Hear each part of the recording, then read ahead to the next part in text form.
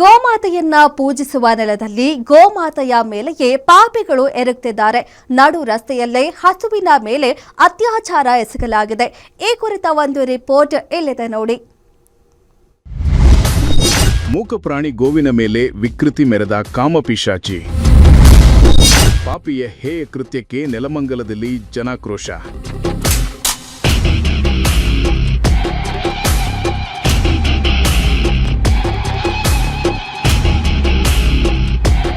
ಈ ದೃಶ್ಯಗಳನ್ನ ಒಮ್ಮೆ ನೋಡಿ. ಮೂಕ ಪ್ರಾಣಿ ಗೋವಿನ ಮೇಲೆ ತನ್ನ ವಿಕೃತಿಯನ್ನ ಮೆರೆಯುತ್ತಿದ್ದ ದುಷ್ಕರ್ಮಿಯನ್ನ ಕಂಡು ಇಡೀ ನಾಗರಿಕ ಸಮಾಜವೇ ತಲೆ ತಗ್ಗಿಸುವಂತಾಗಿದೆ. ಹೌದು, ನೆಲಮಂಗಲ ಟೌನ್ನ ವೀವರ್ಸ್ ಕಾಲೋನಿಯಲ್ಲಿ ನಡುರಸ್ತೆಯಲ್ಲೇ ಹಸುವಿನ ಮೇಲೆ ಅತ್ಯಾಚಾರ ಎಸಗಿರುವ ಅತ್ಯಂತ ಹೇಯ ನೀಚ ಕೃತ್ಯ ನಡೆದಿದೆ. 25 ವರ್ಷದ ನಿಜಾಮುದ್ದೀನ್ ಎಂಬಾತನೇ ಈ ಘೋರ ಕೃತ್ಯ ಎಸಗಿದ ಕಾಮುಕ.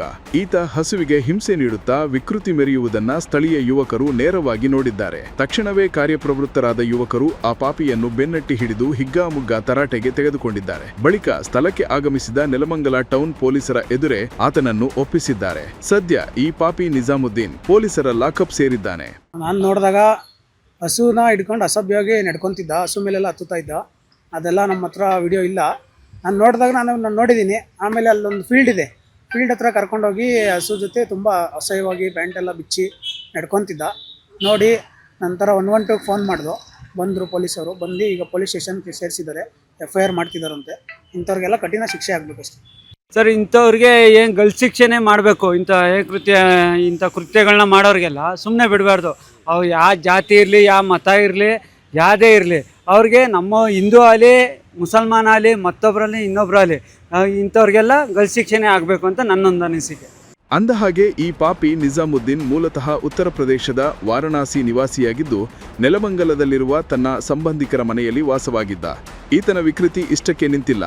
ಹಸುವಿನ ಮೇಲೆ ಕೃತ್ಯ ಎಸಗುವ ಮುನ್ನ ಸ್ಥಳೀಯ ಮನೆಯೊಂದರ ಮಹಿಳೆಗೆ ಕೈಸನ್ನೆ ಮಾಡಿ ಅತ್ಯಂತ ಅಸಭ್ಯವಾಗಿಯೂ ನಡೆದುಕೊಂಡಿದ್ದ ಎನ್ನಲಾಗಿದೆ. ಮೂಕ ಪ್ರಾಣಿ ಕೋಟ್ಯಾಂತರ ಜನರ ಆರಾಧ್ಯ ದೈವವಾಗಿರೋ ಗೋವಿಗೆ ನಡೆದಿರೋ ಈ ಅಪಮಾನದ ಸುದ್ದಿ ತಿಳಿಯುತ್ತಿದ್ದಂತೆ ನೆಲಮಂಗಲದಲ್ಲಿ ಜನಾಕ್ರೋಶದ ಜ್ವಾಲೆ ಎದ್ದಿದೆ. ಹಿಂದೂ ಪರ ಸಂಘಟನೆಗಳ ನಾಯಕರು ಮತ್ತು ಕಾರ್ಯಕರ್ತರು ನೆಲಮಂಗಲ ಟೌನ್ ಪೊಲೀಸ್ ಠಾಣೆಯ ಮುಂದೆ ಜಮಾಯಿಸಿ ಈ ವಿಕೃತ ಕಾಮುಕನಿಗೆ ಕಠಿಣ ಶಿಕ್ಷೆ ವಿಧಿಸಲೇಬೇಕು ಎಂದು ತೀವ್ರ ಆಕ್ರೋಶ ಹೊರಹಾಕಿದ್ದಾರೆ.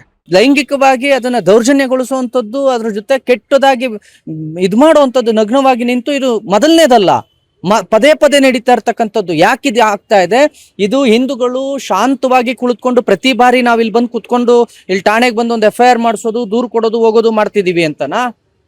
ಹಿಂದೂ ಸಮಾಜ ಕೆರಳಿದ್ರೆ ಅವಾಗ ಇದಕ್ಕೆ ನೀವು ಕೋಮು ದ್ವೇಷ ಅದು ಇದು ಅಂತ ಹೇಳೋದ್ರ ಬದಲಾಗಿ ಇವಾಗ ನಮ್ಮ ಏನ್ ಭಾವನೆ ಇತ್ತು ಆ ಭಾವನೆಗೆ ಘಾಸಿಯಾಗಿದೆ. ಕೂಡಲೇ ಇದನ್ನ ಗೃಹ ಮಂತ್ರಿಗಳಿಗೆ ನಾನು ಮತ್ತೆ ಕೇಳ್ಕೊಳ್ತಾ ಇದ್ದೀನಿ. ಕರ್ನಾಟಕದಲ್ಲಿ ವಲಸಿಗರ ವಿರುದ್ಧ ನೀವು ಶಿಸ್ತು ಕ್ರಮವನ್ನು ತಗೊಳ್ಳಿಲ್ಲ ಅಂತ ಅಂದ್ರೆ ಇಂಥ ಘಟನೆಗಳು ಮತ್ತೆ ಮತ್ತೆ ಮರುಕಳಿಸ್ತವೆ. ಆಮೇಲೆ ಹಿಂದೂ ಮುಸ್ಲಿಂ ಗಲಾಟೆ ಆಯ್ತು ಹಾಗೆ ಹೀಗೆ ಅಂತ ಹೇಳ್ಬೇಡಿ.